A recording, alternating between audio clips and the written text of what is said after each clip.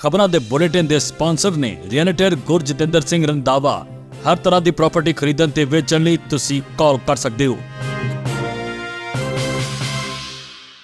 ਸਤਿ ਸ਼੍ਰੀ ਅਕਾਲ ਜੀ, ਤੁਸੀਂ ਦੇਖ ਰਹੇ ਹੋ ਪੰਜਾਬ ਮੇਲ USA TV ਤੇ ਮੈਂ ਸੁਰਬੀ। ਖਬਰਾਂ ਦੇ ਇਸ ਬੁਲੇਟਿਨ 'ਚ ਬਹੁਤ-ਬਹੁਤ ਸਵਾਗਤ।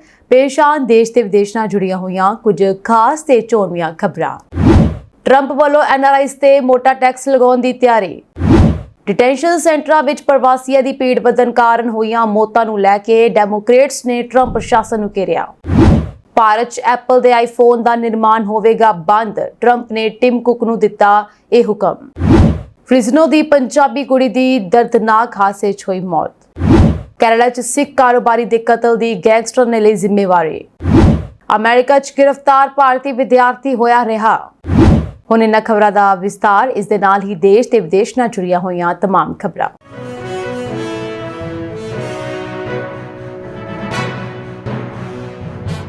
ਅਮਰੀਕਾ ਤੋਂ ਪੰਜਾਬ ਰਕਮ ਭੇਜਣੀ ਹੁਣ ਸੌਖੀ ਨਹੀਂ ਰਹਿਣੀ ਅਤੇ ਪ੍ਰਵਾਸੀਆਂ ਨੂੰ ਮਨੀ ਐਕਸਚੇਂਜਰ ਦੀ ਫੀਸ ਤੋਂ ਇਲਾਵਾ 5% ਟੈਕਸ ਵੀ ਦੇਣਾ ਹੋਵੇਗਾ। ਜੀ ਹਾਂ, ਟਰੰਪ ਸਰਕਾਰ ਵੱਲੋਂ ਨਵਾਂ ਕਾਨੂੰਨ ਲਾਗੂ ਕੀਤਾ ਜਾ ਰਿਹਾ ਹੈ, ਜਿਸ ਤਹਿਤ ਵਿਦੇਸ਼ਾਂ ਵਿੱਚ ਰਕਮ ਭੇਜਣ ਵਾਲੇ ਟੈਕਸ ਦੇ ਘੇਰੇ ਵਿੱਚ ਆਉਣਗੇ। ਨਵਾਂ ਟੈਕਸ ਲੱਖਾਂ NRIs ਨੂੰ ਪ੍ਰਭਾਵਿਤ ਕਰੇਗਾ ਜੋ ਆਪਣੀ ਕਮਾਈ ਵਿੱਚੋਂ ਬਚਤ ਕੀਤੀ ਰਕਮ ਆਪਣੇ ਜੱਦੀ ਮੁਲਕ ਭੇਜਦੇ ਹਨ। ਟਰੰਪ ਸਰਕਾਰ ਦਾ ਦਾਅਵਾ ਹੈ ਕਿ ਹਰ ਸਾਲ ਅਰਬਾਂ ਡਾਲਰ ਵਿਦੇਸ਼ਾਂ ਵਿੱਚ ਜਾਂਦੇ ਹਨ ਅਤੇ ਟੈਕਸ ਲੱਗਣ ਨਾਲ ਸਰਕਾਰ ਦੀ ਕਮਾਈ ਵਿੱਚ ਵਾਧਾ ਹੋਵੇਗਾ। ਹਾਊਸ ਆਫ ਰਿਪਰੈਜ਼ੈਂਟੇਟਿਵ ਵਿੱਚ ਪੇਸ਼ ਬਿੱਲ ਮੁਤਾਬਕ US ਸਿਟੀਜ਼ਨਸ ਉੱਤੇ 5% ਟੈਕਸ ਲਾਗੂ ਨਹੀਂ ਹੋਵੇਗਾ, ਪਰ ਗ੍ਰੀਨ ਕਾਰਡ ਹੋਲਡਰ ਅਤੇ ਵਰਕ ਪਰਮਿਟ ਵਾਲਿਆਂ ਨੂੰ 1 ਲੱਖ ਰੁਪਏ ਭਾਰਤ ਭੇਜਣ ਲਈ 5000 ਰੁਪਏ ਦਾ ਖਰਚਾ ਬਰਦਾਸ਼ਤ ਕਰਨਾ ਹੋਵੇਗਾ। ਮੀਡੀਆ ਰਿਪੋਰਟ ਮੁਤਾਬਕ ਪ੍ਰਵਾਸੀਆਂ ਉੱਤੇ ਟੈਕਸ ਲਾਉਂਦਿਆਂ ਬਿੱਲ 26 ਮਈ ਤੱਕ ਪਾਸ ਕਰਨ ਦਾ ਟੀਚਾ ਮਿੱਥਿਆ ਗਿਆ ਅਤੇ ਇਸ ਮਗਰੋਂ ਸੈਨੇਟ ਦੀ ਪ੍ਰਵਾਨਗੀ ਮਿਲਣ ਤੇ ਰਾਸ਼ਟਰਪਤੀ ਦੇ ਦਸਤਖਤ ਵਾਸਤੇ ਭੇਜ ਦਿੱਤਾ ਜਾਵੇਗਾ। ਮੰਨਿਆ ਜਾ ਰਿਹਾ ਹੈ ਕਿ ਆਉਂਦੀ 4 ਜੁਲਾਈ ਤੱਕ 5% ਟੈਕਸ ਕਾਨੂੰਨ ਦਾ ਰੂਪ ਅਖਤਿਆਰ ਕਰ ਸਕਦਾ ਹੈ। ਅਮਰੀਕਾ ਦੀ ਸਰਕਾਰ ਵੱਲੋਂ ਨਵੇਂ ਟੈਕਸ ਦਾ ਅਸਰ ਸਿਰਫ ਪ੍ਰਵਾਸੀਆਂ ਉੱਤੇ ਨਹੀਂ ਪੈਣਾ, ਸਗੋਂ ਭਾਰਤ ਪੁੱਜਣ ਵਾਲੀ ਰਕਮ ਵਿੱਚ ਵੱਡੀ ਕਮੀ ਆ ਸਕਦੀ ਹੈ। ਹਾਲਾਤ ਦੇ ਮੱਦੇਨਜ਼ਰ ਭਾਰਤ ਵਿੱਚ ਜਾਇਦਾਦ ਖਰੀਦਣ ਦੀ ਯੋਜਨਾ ਬਣਾ ਰਹੇ NRIs ਵੱਲੋਂ ਜੁਲਾਈ ਤੋਂ ਪਹਿਲਾਂ ਆਪਣੀ ਰਕਮ ਭਾਰਤ ਭੇਜਣ ਦੇ ਯਤਨ ਆਰੰਭ ਦਿੱਤੇ ਗਏ ਹਨ। ਲੰਮੇ ਸਮੇਂ ਦੌਰਾਨ NRIs ਨੂੰ ਆਪਣੀ ਵਿੱਤੀ ਯੋਜਨਾਬੰਦੀ ਵੱਖਰੇ ਤਰੀਕੇ ਨਾਲ ਕਰਨੀ ਹੋਵੇਗੀ, ਕਿਉਂਕਿ ਟਰੰਪ ਸਰਕਾਰ ਦੇ ਟੈਕਸ ਦਾ ਬੋਝ ਉਹਨਾਂ ਦੀ ਬਚਤ ਨੂੰ ਖੋਰਾ ਜ਼ਰੂਰ ਲਾਵੇਗਾ। ਦੂਜੇ ਪਾਸੇ ਅਮਰੀਕਾ ਸਰਕਾਰ ਵੱਲੋਂ ਵੀਜ਼ਾ ਧੋਖਾਧੜੀ ਅਤੇ ਗੈਰ ਕਾਨੂੰਨੀ ਪ੍ਰਵਾਸ ਰੋਕਣ ਲਈ ਨਵਾਂ ਉਪਰਾਲਾ ਕੀਤਾ ਗਿਆ ਹੈ। ਨਵੀਂ ਦਿੱਲੀ ਸਥਿਤ US ਐਮਬੈਸੀ ਵੱਲੋਂ ਵੀਜ਼ਾ ਪ੍ਰਕਿਰਿਆ ਨਾਲ ਛੇੜਛਾੜ ਕਰਨ ਵਾਲਿਆਂ ਨੂੰ ਚੇਤਾਵਨੀ ਦਿੱਤੀ ਗਈ ਹੈ ਕਿ ਅੜਿੱਕੇ ਆਉਣ ਵਾਲੇ ਜ਼ਿੰਦਗੀ ਵਿੱਚ ਕਦੇ ਵੀ ਅਮਰੀਕਾ ਦੀ ਧਰਤੀ ਤੇ ਕਦਮ ਨਹੀਂ ਰੱਖ ਸਕਣਗੇ। ਨਵਾਂ ਉਪਰਾਲਾ ਸਿਰਫ ਟਰੈਵਲ ਏਜੰਟਾਂ ਜਾਂ ਪ੍ਰਵਾਸੀਆਂ ਤੇ ਲਾਗੂ ਨਹੀਂ ਹੁੰਦਾ, ਸਗੋਂ ਵਿਦੇਸ਼ੀ ਸਰਕਾਰਾਂ ਨੂੰ ਵੀ ਇਸ ਦੇ ਘੇਰੇ ਵਿੱਚ ਲਿਆਂਦਾ ਗਿਆ ਜੋ ਗੈਰ ਕਾਨੂੰਨੀ ਪ੍ਰਵਾਸ ਵਿੱਚ ਮਦਦ ਕਰਦੀਆਂ ਹਨ। ਅਮਰੀਕੀ ਰਾਸ਼ਟਰਪਤੀ ਡੋਨਾਲਡ ਟਰੰਪ ਦੇ ਦੂਸਰੇ ਕਾਰਜਕਾਲ ਦੌਰਾਨ ਸਭ ਤੋਂ ਵੱਧ ਤਰਜੀਹ ਵਾਲੇ ਮੁੱਦੇ ਗੈਰ ਕਾਨੂੰਨੀ ਜਾਂ ਬਿਨਾਂ ਕਾਗਜ਼ ਪੱਤਰਾਂ ਵਾਲੇ ਪ੍ਰਵਾਸੀਆਂ ਦੇ ਦੇਸ਼ ਨਿਕਾਲੇ ਨੂੰ ਲੈ ਕੇ ਡੈਮੋਕ੍ਰੈਟਿਕ ਕਾਂਗਰਸ ਮੈਂਬਰਾਂ ਨੇ ਸਵਾਲ ਖੜੇ ਕੀਤੇ ਹਨ। ਡੈਮੋਕ੍ਰੇਟਸ ਦਾ ਦੋਸ਼ ਹੈ ਕਿ ਫੰਡਾਂ ਦੀ ਘਾਟ ਕਾਰਨ ਡਿਟੈਂਸ਼ਨ ਕੇਂਦਰਾਂ ਵਿੱਚ ਪ੍ਰਵਾਸੀਆਂ ਦੀ ਭੀੜ ਵੱਧ ਗਈ ਹੈ, ਜਿਸ ਕਾਰਨ ਹਾਲਾਤ ਬਹੁਤ ਖਰਾਬ ਹੋ ਗਏ ਹਨ ਤੇ ਮੌਤਾਂ ਹੋ ਰਹੀਆਂ ਹਨ। ਡੈਮੋਕ੍ਰੇਟ ਸਾਂਸਦ ਲੋਰੇਨ ਅੰਡਰਵੁੱਡ, ਜੋ ਸਦਨ ਦੀ ਹੋਮਲੈਂਡ ਸਿਕਿਉਰਿਟੀ ਬਾਰੇ ਸਬ ਕਮੇਟੀ ਦੇ ਅਹਿਮ ਮੈਂਬਰ ਹਨ, ਉਹਨਾਂ ਨੇ ਦੋਸ਼ ਲਗਾਇਆ ਕਿ ਏਜੰਸੀ ਉਸ ਫੰਡ ਦੀ ਵਰਤੋਂ ਕਰ ਰਹੀ ਹੈ ਜੋ ਉਸ ਕੋਲ ਹੈ ਹੀ ਨਹੀਂ। ਉਹਨਾਂ ਨੇ ਕਿਹਾ ਹੈ ਕਿ ਕਾਂਗਰਸ ਨੇ 41500 ਪ੍ਰਵਾਸੀਆਂ ਨੂੰ ਰੱਖਣ ਲਈ ਫੰਡ ਦੀ ਪ੍ਰਵਾਨਗੀ ਦਿੱਤੀ ਸੀ, ਜਦਕਿ ICE ਨੇ 52000 ਲੋਕਾਂ ਨੂੰ ਹਿਰਾਸਤ ਵਿੱਚ ਲਿਆ ਹੈ, ਜਿਸ ਕਾਰਨ ਏਜੰਸੀ ਕੋਲ 2 ਮਹੀਨਿਆਂ ਵਿੱਚ ਹੀ ਫੰਡ ਖਤਮ ਹੋ ਜਾਵੇਗਾ।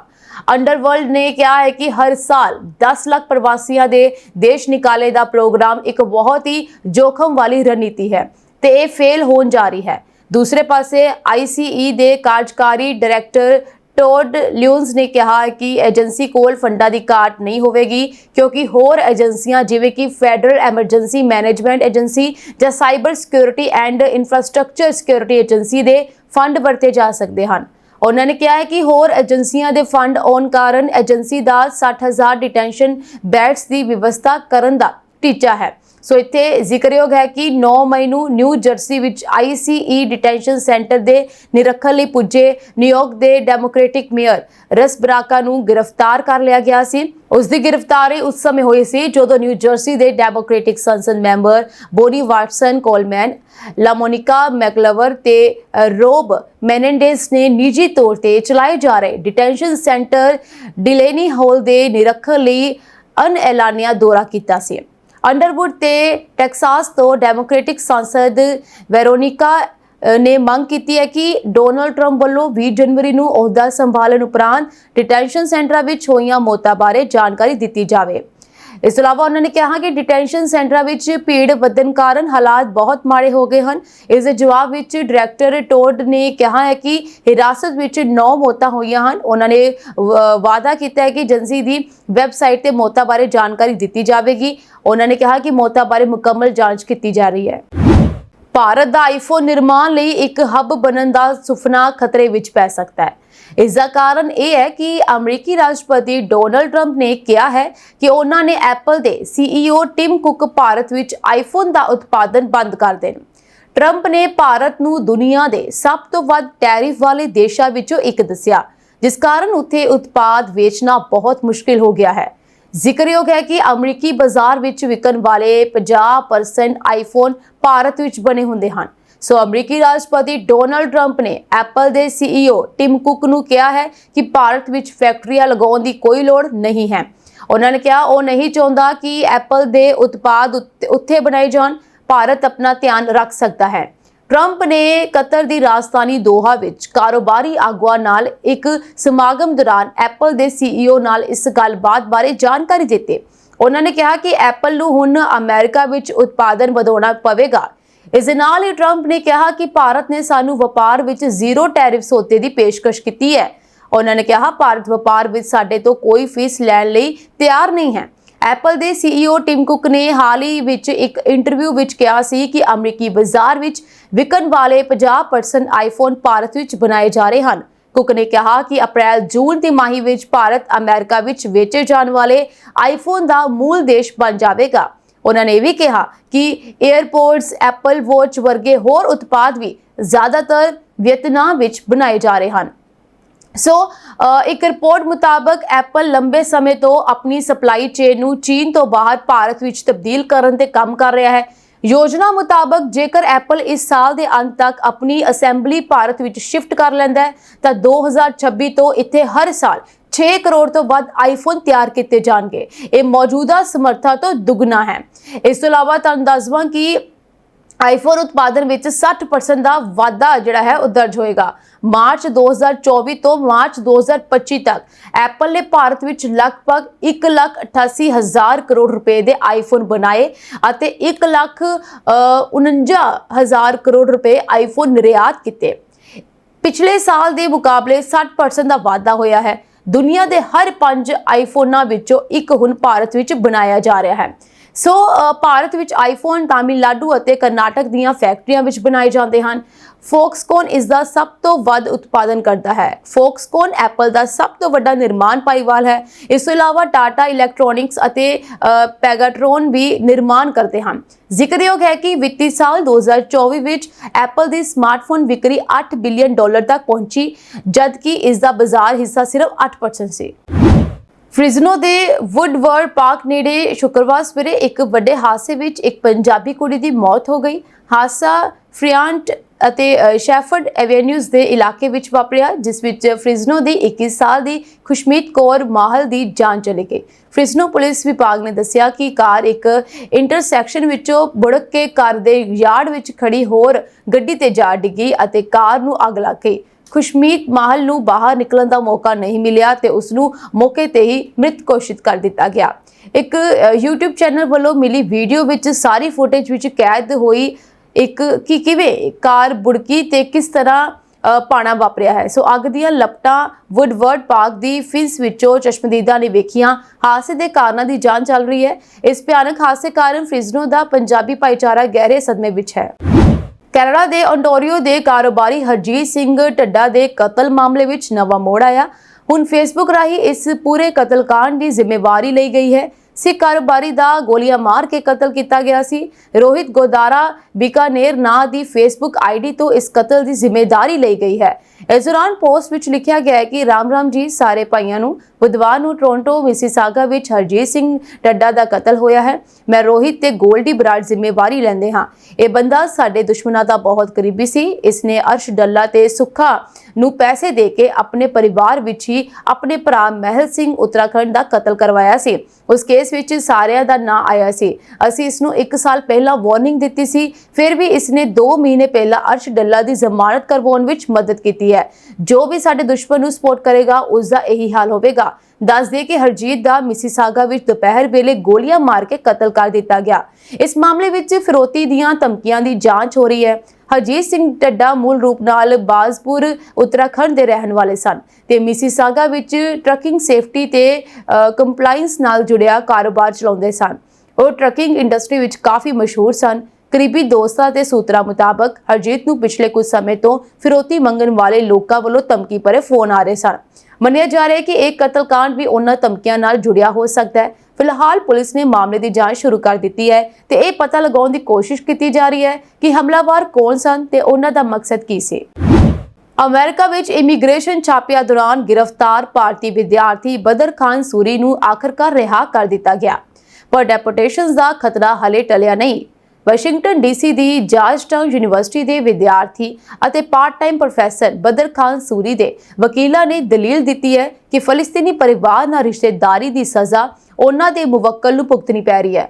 ਉਧਰ ਨਿਆਂ ਵਿਭਾਗ ਨੇ ਦਾਅਵਾ ਕੀਤਾ ਕਿ ਮੁਕੱਦਮੇ ਦੀ ਸੁਣਵਾਈ ਮੁਕੰਮਲ ਹੋਣ ਤੱਕ ਬਦਰ ਖਾਨ ਸੂਰੀ ਨੂੰ ਹਿਰਾਸਤ ਵਿੱਚ ਰੱਖਿਆ ਜਾ ਸਕਦਾ ਹੈ, ਪਰ ਜ਼ਿਲ੍ਹਾ ਜੱਜ ਨੇ ਫੈਸਲਾ ਸੁਣਾ ਦਿੱਤਾ ਕਿ ਬਦਰ ਖਾਨ ਦੀ ਗ੍ਰਿਫਤਾਰੀ ਬੋਲਣ ਦੀ ਆਜ਼ਾਦੀ ਵਰਗੇ ਬੁਨਿਆਦੀ ਹੱਕਾਂ ਦੀ ਉਲੰਘਣਾ ਕਰਦੀ ਹੈ। ਅਦਾਲਤ ਨੇ ਕਿਹਾ ਕਿ ਇਸ ਗੱਲ ਦਾ ਕੋਈ ਸਬੂਤ ਪੇਸ਼ ਨਹੀਂ ਕੀਤਾ ਗਿਆ ਕਿ ਬਦਰ ਖਾਨ ਨੇ ਹਮਾਸ ਦੇ ਹੱਕ ਵਿੱਚ ਕੋਈ ਬਿਆਨ ਦਿੱਤਾ। ਦੱਸ ਦਈਏ ਕਿ ਇਮੀਗ੍ਰੇਸ਼ਨ ਅਤੇ ਕਸਟਮ ਇਨਫੋਰਸਮੈਂਟ ਵਾਲਿਆਂ ਨੇ ਵਰਜੀਨੀਆ ਦੇ ਰੋਸਲਿਨ ਸ਼ਹਿਰ ਵਿੱਚ ਛਾਪੇ ਦੌਰਾਨ ਬਦਰ ਖਾਨ ਨੂੰ ਹਿਰਾਸਤ ਵਿੱਚ ਲਿਆ। ਬਦਰ ਖਾਨ ਦੀ ਪਤਨੀ ਮਾਫੀਜ਼ ਅਹਿਮਦ ਯੂਸਫ ਹਮਾਸ ਆਗੂ ਇਸਮਾਇਲ ਹਾਨੀਆ ਦੇ ਸਲਾਹਕਾਰ ਰਹਿ ਚੁੱਕੇ ਅਹਿਮਦ ਯੂਸਫ ਦੀ ਬੇਟੀ ਹੈ। ਬਦਰ ਖਾਨ ਦੀ ਪਤਨੀ US ਸਿਟੀਜ਼ਨ ਹੈ ਅਤੇ ਉਸ ਵੱਲੋਂ ਕਈ ਵਾਰ ਸੋਸ਼ਲ ਮੀਡੀਆ ਤੇ ਹਮਾਸ ਦੀ ਹਮਾਇਤ ਕੀਤੀ ਗਈ ਹੈ।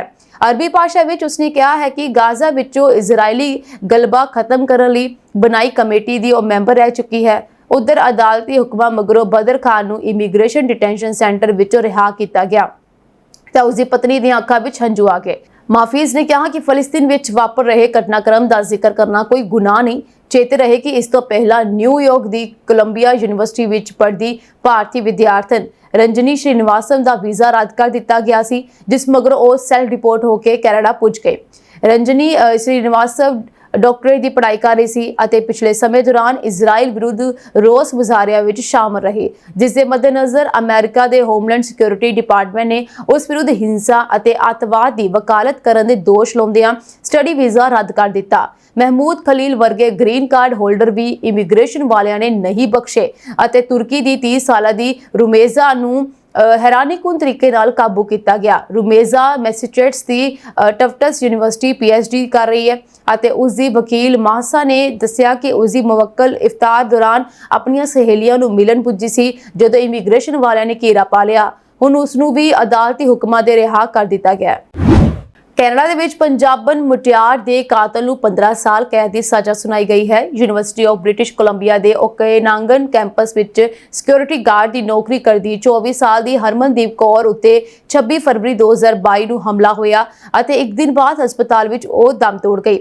ਹਮਲਾਵਰ ਦੀ ਹਰਮਨਦੀਪ ਕੌਰ ਨਾਲ ਕੋਈ ਰੰਜਿਸ਼ ਨਹੀਂ ਸੀ, ਪਰ ਵਾਰਦਾਤ ਵੇਲੇ ਨਸ਼ੇ ਵਿੱਚ ਹੋਣ ਕਾਰਨ ਉਸਨੇ ਹਰਮਨਦੀਪ ਕੌਰ ਉੱਤੇ ਇੰਨੇ ਵਾਰ ਕੀਤੇ ਕਿ ਉਸ ਨੂੰ ਬਚਾਇਆ ਨਾ ਜਾ ਸਕਿਆ। ਹਿੰਸਾ ਦੀ ਵਾਰਦਾਤ 10 ਮਿੰਟ ਤੋਂ ਵੱਧ ਸਮਾਂ ਜਾਰੀ ਰਹੀ ਅਤੇ ਧਰਤੀ ਤੇ ਡਿੱਗੀ ਹਰਮਨਦੀਪ ਕੌਰ ਦੇ ਸਿਰ ਤੇ ਹਮਲਾਵਰ ਨੇ ਅਣਗਿਣਤ ਵਾਰ ਕੀਤੇ। 2015 ਵਿੱਚ ਪੰਜਾਬ ਤੋਂ ਕੈਨੇਡਾ ਪੁੱਜੀ ਹਰਮਨਦੀਪ ਕੌਰ ਪੈਰਾਮੈਡਿਕ ਬਣਨਾ ਚਾਹੁੰਦੀ ਸੀ ਅਤੇ ਕਾਲਜ ਫੀਸ ਇਕੱਠੀ ਕਰਨ ਲਈ ਸਿਕਿਉਰਿਟੀ ਗਾਰਡ ਦਾ ਕੰਮ ਕਰਨ ਲੱਗੀ। ਫਰਵਰੀ 2022 ਵਿੱਚ ਮੌਤ ਤੋਂ ਕੁਝ ਹਫ਼ਤੇ ਪਹਿਲਾਂ ਹੀ ਹਰਮਨਦੀਪ ਕੌਰ ਨੂੰ ਕੈਨੇਡਾ ਦੀ PR ਮਿਲੀ ਅਤੇ ਕੈਨੇਡਾ ਵਿੱਚ ਇੱਕ ਲੰਮਾ ਸਫ਼ਰ ਯਕੀਨੀ ਹੋ ਗਿਆ, ਪਰ ਹੁਣ ਹੋਰੀ ਨੂੰ ਕੁਝ ਹੋਰ ਹੀ ਮਨਜ਼ੂਰ ਸੀ। ਕੈਲੋਨਾ ਨਾਲ ਸੰਬੰਧੀ 24 ਸਾਲਾ ਦਾਂਤੇ ਓਗਨੀ ਬੇਨੇ ਹੈਬਰਨ ਨੂੰ ਸਜ਼ਾ ਸੁਣਾਏ ਜਾਣ ਮੌਕੇ ਹਰਮਨਦੀਪ ਕੌਰ ਦੇ ਪਰਿਵਾਰਕ ਮੈਂਬਰ ਵੀ ਅਦਾਲਤ ਵਿੱਚ ਮੌਜੂਦ ਰਹੇ। ਹਰਮਨਦੀਪ ਕੌਰ ਦੀ ਮਾਤਾ ਨੇ ਅਦਾਲਤ ਵਿੱਚ ਬਿਆਨ ਦਰਜ ਕਰਵਾਉਂਦਿਆਂ ਕਿਹਾ ਕਿ ਉਹਨਾਂ ਦੀ ਬੇਟੀ ਸੁਪਨੀਆ ਦੀ ਪੰਡ ਲੈ ਕੇ ਕੈਨੇਡਾ ਪੁੱਜੀ।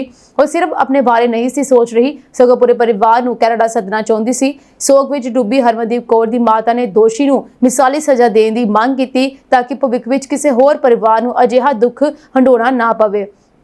ਉਹਨਾਂ ਨੇ ਕਿਹਾ ਕਿ ਧੀ ਦੀ ਮੌਤ ਤੋਂ ਬਾਅਦ ਪੂਰਾ ਪਰਿਵਾਰ ਰੋਜ਼ਾਨਾ ਅਸਹਿ ਦੁੱਖ ਵਿੱਚੋਂ ਲੰਘ ਰਿਹਾ ਹੈ। ਘਰ ਵਿੱਚ ਚੁੱਪ ਪਸਰੀ ਹੈ ਅਤੇ ਹਰ ਵੇਲੇ ਸੋਗ ਭਰਪੂਰ ਮਾਹੌਲ ਬਣਿਆ ਰਹਿੰਦਾ ਹੈ।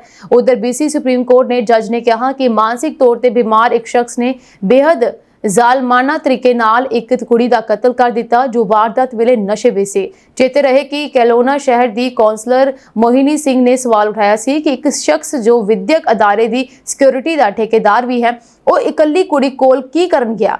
ਜੇ ਉਹ ਮਾਨਸਿਕ ਤੌਰ ਤੇ ਬਿਮਾਰ ਹੈ ਤਾਂ ਵਿਦਿਆਰਥੀਆਂ ਦੀ ਸੁਰੱਖਿਆ ਤਾਂ ਖੁਦ ਬਖੁਦ ਖਤਰੇ ਵਿੱਚ ਪਈ ਸਮਝੋ। ਉਹਨਾਂ ਨੇ ਕਿਹਾ ਕਿ ਕੈਨੇਡਾ ਵਿੱਚ ਨਵੇਂ ਪੱਕੇ ਹੋਣ ਵਾਲੇ ਪ੍ਰਵਾਸੀਆਂ ਨੂੰ ਰੋਜ਼ਗਾਰ ਦੇ ਕਾਫੀ ਮੌਕੇ ਮਿਲ ਜਾਂਦੇ ਹਨ, ਪਰ ਕੁਝ ਲੋਕ ਇਹਨਾਂ ਨੂੰ ਖਤਰੇ ਭਰੀਆਂ ਨੌਕਰੀਆਂ ਵੱਲ ਲੈ ਜਾਂਦੇ ਹਨ। PNB ਘੁਟਾਲੇ ਦੇ ਮੁੱਖ ਦੋਸ਼ੀ ਭਗੌੜੇ ਨੀਰਵ ਮੋਦੀ ਦੀ ਜ਼ਮਾਨਤ ਪਟੀਸ਼ਨ ਰੱਦ ਕਰ ਦਿੱਤੀ ਗਈ ਹੈ। ਲੰਡਨ ਦੇ King's Bench Division High Court ਨੇ ਸੁਣਵਾਈ ਤੋਂ ਬਾਅਦ ਇਸ ਨੂੰ ਰੱਦ ਕਰ ਦਿੱਤਾ। ਭਾਰਤ ਵੱਲੋਂ CBI ਦੇ ਵਕੀਲ ਨੇ ਨੀਰਵ ਦੀਆਂ ਦਲੀਲਾਂ ਦਾ ਵਿਰੋਧ ਕੀਤਾ ਸੀ। ਨੀਰਵ ਮੋਦੀ ਤੇ ਪੰਜਾਬ ਨੈਸ਼ਨਲ ਬੈਂਕ ਤੋਂ ਕਰਜ਼ਾ ਲੈ ਕੇ ਲਗਭਗ 14,000 ਕਰੋੜ ਰੁਪਏ ਦੀ ਧੋਖਾਧੜੀ ਕਰਨ ਦਾ ਦੋਸ਼ ਹੈ। ਘੁਟਾਲੇ ਦੇ ਸਾਹਮਣੇ ਆਉਣ ਤੋਂ ਬਾਅਦ ਉਹ ਜਨਵਰੀ 2018 ਵਿੱਚ ਦੇਸ਼ ਛੱਡ ਕੇ ਭੱਜ ਗਿਆ। ਨੀਰਵ ਨੂੰ 19 ਮਾਰਚ 2019 ਨੂੰ ਦੱਖਣ ਪੱਛਮੀ ਲੰਡਨ ਤੋਂ ਗ੍ਰਿਫਤਾਰ ਕੀਤਾ ਗਿਆ ਸੀ। ਉਦੋਂ ਤੋਂ ਉਹ ਉੱਥੇ ਜੇਲ੍ਹ ਵਿੱਚ ਹੈ। ਨੀਰਵ ਵਿਰੁੱਧ ਭਾਰਤ ਵਿੱਚ ਧੋਖਾਧੜੀ ਦੇ 3 ਮਾਮਲੇ ਦਰਜ ਹਨ। ਪੰਜਾਬ ਨੈਸ਼ਨਲ ਬੈਂਕ ਨਾਲ ਧੋਖਾਧੜੀ ਦਾ CBI ਕੇਸ ਹੈ। ਦੂਸਰਾ PNB ਮਾਮਲਾ ਮਨੀ ਲਾਂਡਰਿੰਗ ਦਾ ਮਾਮਲਾ ਹੈ ਅਤੇ ਤੀਸਰਾ CBI ਦੀ ਕਾਰਵਾਈ ਵਿੱਚ ਸਬੂਤਾਂ ਅਤੇ ਗਵਾਹਾਂ ਨਾਲ ਛੇੜਛਾੜ ਦਾ ਮਾਮਲਾ। ਫਰਵਰੀ 2021 ਵਿੱਚ ਨੀਰਵ ਦੀ ਹਵਾਲਗੀ ਤੇ ਸੁਣਵਾਈ ਬ੍ਰਿਟੇਨ ਦੀ ਵੈਸਟਮਿੰਸਟਰ ਅਦਾਲਤ ਵਿੱਚ ਹੋਈ। ਅਦਾਲਤ ਨੇ ਨੀਰਵ ਨੂੰ ਭਾਰਤ ਭੇਜਣ ਦੀ ਇਜਾਜ਼ਤ ਵੀ ਦੇ ਦਿੱਤੀ ਸੀ। ਇਸ ਤੋਂ ਬਾਅਦ 15 ਅਪ੍ਰੈਲ 2021 ਨੂੰ ਬ੍ਰਿਟਿਸ਼ ਗ੍ਰਹਿ ਸਕੱਤਰ ਪ੍ਰੀਤੀ ਪਟੇਲ ਨੇ ਵੀ ਨੀਰਵ ਦੀ ਹਵਾਲਗੀ ਦਾ ਹੁਕਮ ਦਿੱਤਾ। ਇਸ ਤੋਂ ਬਾਅਦ ਲੰਡਨ ਹਾਈ ਕੋਰਟ ਨੇ ਨੀਰਵ ਦੀ ਹਵਾਲਗੀ ਤੇ ਫੈਸਲਾ ਸੁਣਾਇਆ ਸੀ। ਹਾਲਾਂਕਿ ਹੋਰ ਕਾਨੂੰਨੀ ਪ੍ਰਕਿਰਿਆਵਾਂ ਦੇ ਕਾਰਨ ਨੀਰਵ ਦੀ ਹਵਾਲਗੀ ਅਜੇ ਸੰਭਵ ਨਹੀਂ ਹੋ ਸਕੀ ਹੈ। ਭਾਰਤ ਪਾਕਿਸਤਾਨ ਵਿਚਾਲੇ ਤਣਾਅ ਸਿਖਰ ਉੱਤੇ ਹੋਣ ਦੌਰਾਨ ਅਮਰੀਕੀ ਰਾਸ਼ਟਰਪਤੀ ਡੋਨਾਲਡ ਟਰੰਪ ਨੇ ਵਾਈਟ ਹਾਊਸ ਰਾਹੀਂ ਬਿਆਨ ਜਾਰੀ ਕਰਕੇ ਦੋਵਾਂ ਦੇਸ਼ਾਂ ਵਿਚਾਲੇ ਸੀਜ਼ ਫਾਇਰ ਕਰਵਾਉਣ ਦੀ ਗੱਲ ਆਖੀ। ਪਰ ਹੁਣ ਡੋਨਾਲਡ ਟਰੰਪ ਦਾ ਇੱਕ ਹੋਰ ਬਿਆਨ ਸਾਹਮਣੇ ਆਇਆ ਹੈ ਜਿਸ ਨੇ ਨਵੀਂ ਹੀ ਚਰਚਾ ਛੇੜ ਦਿੱਤੀ ਹੈ। ਹੁਣ ਅਮਰੀਕੀ ਰਾਸ਼ਟਰਪਤੀ ਡੋਨਾਲਡ ਟਰੰਪ ਨੇ ਇੱਕ ਵਾਰ ਫਿਰ ਭਾਰਤ ਅਤੇ ਪਾਕਿਸਤਾਨ ਵਿਚਕਾਰ ਜੰਗਬੰਦੀ ਵਿੱਚ ਆਪਣੀ ਭੂਮਿਕਾ ਬਾਰੇ ਹੈਰਾਨ ਕਰਨ ਵਾਲਾ ਦਾਅਵਾ ਕੀਤਾ ਹੈ। ਟਰੰਪ ਨੇ ਕਿਹਾ ਕਿ ਉਹਨਾਂ ਨੇ ਦੋਵਾਂ ਦੇਸ਼ਾਂ ਵਿਚਕਾਰ ਤਣਾਅ ਨੂੰ ਸ਼ਾਂਤ ਕਰਨ 'ਚ ਮਦਦ ਕੀਤੀ ਹੈ, ਪਰ ਇਹ ਵੀ ਕਿਹਾ ਕਿ ਉਹ ਸਿੱਧੇ ਤੌਰ ਤੇ ਇਹ ਨਹੀਂ ਕਹਿਣਾ ਚਾਹੁੰਦੇ ਕਿ ਉਹਨਾਂ ਨੇ ਵਿਚੋਲਗੀ ਕੀਤੀ ਸੀ। ਅਮਰੀਕੀ ਰਾਸ਼ਟਰਪਤੀ ਦੇ ਇਸ ਬਿਆਨ ਨੇ ਇੱਕ ਵਾਰ ਫਿਰ ਤੋਂ ਚਰਚਾਵਾਂ ਦਾ ਦੌਰ ਸ਼ੁਰੂ ਕਰ ਦਿੱਤਾ ਹੈ। ਤੁਹਾਨੂੰ ਦੱਸ ਦਈਏ ਕਿ ਭਾਰਤ ਪਾਕਿਸਤਾਨ ਵਿਚਾਲੇ ਵੱਧਦੇ ਤਣਾਅ ਵਿਚਾਲੇ ਅਮਰੀਕੀ ਰਾਸ਼ਟਰਪਤੀ ਨੇ ਸਭ ਤੋਂ ਪਹਿਲਾਂ ਦਾਅਵਾ ਕੀਤਾ ਸੀ ਕਿ ਭਾਰਤ ਪਾਕਿਸਤਾਨ ਵਿਚਾਲੇ ਸੀਜ਼ਫਾਇਰ ਹੋ ਗਿਆ ਹੈ। ਟਰੁਥ ਉੱਤੇ ਪਾਈ ਇੱਕ ਪੋਸਟ ਵਿੱਚ ਅਮਰੀਕੀ ਰਾਸ਼ਟਰਪਤੀ ਨੇ ਕਿਹਾ ਕਿ ਸੰਯੁਕਤ ਰਾਜ ਅਮਰੀਕਾ ਦੁਆਰਾ ਵਿਚੋਲਗੀ ਦੀ ਇੱਕ ਲੰਮੀ ਰਾਤ ਦੀ ਗੱਲਬਾਤ ਤੋਂ ਬਾਅਦ ਉਹਨਾਂ ਨੇ ਇਹ ਐਲਾਨ ਕਰਦੇ ਹੋਏ ਖੁਸ਼ੀ ਹੋ ਰਹੀ ਹੈ ਕਿ ਭਾਰਤ ਅਤੇ ਪਾਕਿਸਤਾਨ ਇੱਕ ਪੂਰਨ ਅਤੇ ਤੁਰੰਤ ਜੰਗਬੰਦੀ ਲਈ ਸਹਿਮਤ ਹੋ ਗਏ ਹਨ। ਕਾਮਨ ਸੈਂਸ ਅਤੇ ਮਹਾਨ ਬੁੱਧੀ ਦੀ ਵਰਤੋਂ ਕਰਨ ਲਈ ਦੋਵਾਂ ਦੇਸ਼ਾਂ ਨੂੰ ਵਧਾਈਆਂ। ਇਸ ਮਾਮਲੇ ਵੱਲ ਤੁਹਾਡਾ ਧਿਆਨ ਦੇਣ ਲਈ ਤੁਹਾਡਾ ਧੰਨਵਾਦ। ਰਾਸ਼ਟਰਪਤੀ ਡੋਨਾਲਡ ਟਰੰਪ ਨੇ ਈਰਾਨ ਤੇ ਦਬਾਅ ਵਧਾਉਂਦੇ ਹੋਏ ਚੇਤਾਵਨੀ ਦਿੱਤੀ ਹੈ ਕਿ ਉਸ ਕੋਲ ਆਪਣੇ ਪਰਮਾਣੂ ਪ੍ਰੋਗਰਾਮ ਤੇ ਚੱਲ ਰਹੇ ਗਤੀਰੋਧ ਨੂੰ ਹੱਲ ਕਰਨ ਲਈ ਸਿਰਫ 2 ਹੀ ਵਿਕਲਪ ਹਨ, ਜਾਂ ਤਾਂ ਸਮਝੌਤਾ ਕਰੋ ਜਾਂ ਸੰਭਾਵਿਤ ਹਵਾਈ ਹਮਲੇ ਲਈ ਤਿਆਰ ਰਹੋ। ਕਤਰ ਦੇ ਚੋਟੀ ਦੇ ਕਾਰੋਬਾਰੀਆਂ ਨੂੰ ਸੰਬੋਧਨ ਕਰਦਿਆਂ ਟਰੰਪ ਨੇ ਕਿਹਾ, ਅਸੀਂ ਦੇਖਣਾ ਚਾਹੁੰਦੇ ਹਾਂ ਕਿ ਅਸੀਂ ਤਾਕਤ ਦੀ ਵਰਤੋਂ ਕੀਤੇ ਬਿਨਾਂ ਈਰਾਨ ਮੁੱਦੇ ਨੂੰ ਸਮਝਦਾਰੀ ਨਾਲ ਹੱਲ ਕਰ ਸਕਦੇ ਹਾਂ। ਸਿਰਫ 2 ਹੀ ਵਿਕਲਪ ਹਨ, ਸਿਆਣਪ ਅਤੇ ਤਾਕਤ। ਟਰੰਪ ਨੇ ਇਹ ਵੀ ਕਿਹਾ ਕਿ ਕਤਰ ਦੇ ਸੱਤਾਧਾਰੀ ਅਮੀਰ ਸ਼ੇਖ ਤਮੀਮ ਬਿਨ ਹਮਦ ਅਲ ਥਾਨੀ ਈਰਾਨ ਦੇ ਪਰਮਾਣੂ ਪ੍ਰੋਗਰਾਮ ਤੇ ਇੱਕ ਕੂਟਨੀਤਿਕ ਸਮਝੌਤੇ ਲਈ ਦਬਾਅ ਪਾ ਰਹੇ ਸਨ। ਕਤਰ ਈਰਾਨ ਦੇ ਨਾਲ ਇੱਕ ਵਿਸ਼ਾਲ ਆਫਸ਼ੋਰ ਤੇਲ ਅਤੇ ਗੈਸ ਖੇਤਰ ਸਾਂਝਾ ਕਰਦਾ ਹੈ ਜੋ ਇਸ ਦੀ ਖੁਸ਼ਹਾਲੀ ਲਈ ਮਹੱਤਵਪੂਰਨ ਹੈ। ਟਰੰਪ ਨੇ ਕਿਹਾ ਕਿ ਉਹ ਕੱਲ ਰਾਤ ਉਹਨਾਂ ਨੇ ਕਿਹਾ ਸੀ ਕਿ ਈਰਾਨ ਬਹੁਤ ਖੁਸ਼ਕਿਸਮਤ ਹੈ ਕਿ ਉਸ ਕੋਲ ਅਮੀਰ ਹੈ ਕਿਉਂਕਿ ਉਹ ਅਸਲ ਵਿੱਚ ਉਹਨਾਂ ਲਈ ਲੜ ਰਿਹਾ ਹੈ। ਟਰੰਪ ਨੇ ਕਿਹਾ ਕਿ ਉਹ ਨਹੀਂ ਚਾਹੁੰਦਾ ਕਿ ਅਸੀਂ ਈਰਾਨ ਵਿਰੁੱਧ ਘਾਤਕ ਕਾਰਵਾਈ ਕਰੀਏ। ਉਹ ਕਹਿੰਦੇ ਹਨ ਕਿ ਤੁਸੀਂ ਸਮਝੌਤਾ ਕਰ ਸਕਦੇ ਹੋ, ਉਹ ਅਸਲ ਵਿੱਚ ਲੜ ਰਹੇ ਹਨ। ਉਹਨਾਂ ਨੇ ਕਿਹਾ ਉਹਨਾਂ ਦਾ ਮਤਲਬ ਹੈ ਕਿ ਉਹਨਾਂ ਨੂੰ ਲੱਗਦਾ ਹੈ ਕਿ ਈਰਾਨ ਨੂੰ ਅਮੀਰ ਦਾ ਬਹੁਤ ਧੰਨਵਾਦ ਕਰਨਾ ਚਾਹੀਦਾ ਹੈ। ਇੱਕ ਹੋਰ ਬਿੰਦੂ ਤੇ ਟਰੰਪ ਨੇ ਕਿਹਾ ਜਿੱਥੋਂ ਤੱਕ ਈਰਾਨ ਦੀ ਗੱਲ ਹੈ ਉਹ ਚੰਗੇ ਡਰੋਨ ਬਣਾਉਂਦੇ ਹਨ।